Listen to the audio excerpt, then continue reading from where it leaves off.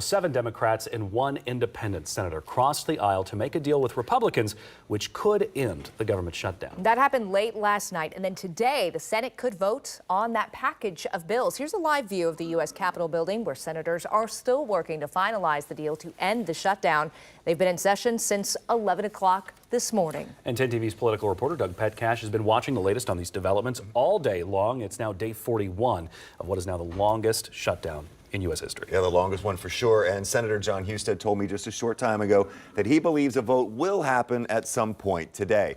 The Democrats say they reached a deal in exchange for a promise of a mid-December vote on extending health care subsidies under the Affordable Care Act.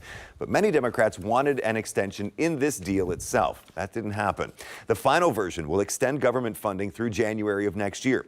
Senate Majority Leader John Thune says it includes bills to fund SNAP and WIC, veterans issues, and farm programs for the next year.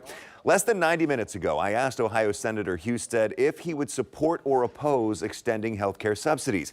He says he wants to be engaged in bipartisan efforts to lower the cost of health care.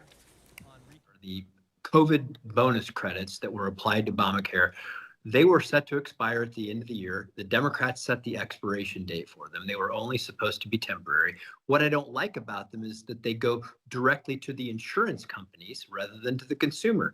And I would favor a plan that was more consumer driven, that helped get money to the consumer rather than to the insurance company. I hope that we can craft something that looks like that.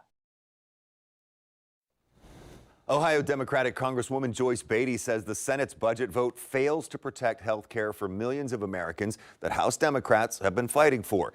In a statement, she said this Senate vote betrays that fight and the people who depend on it. As Americans lose access to affordable care and face skyrocketing costs right now, that suffering falls squarely on Republicans in power who have failed the nation they swore to serve.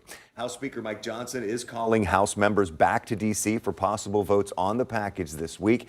The House will have to approve the Senate measure, and the president will have to sign it to end this shutdown. Station.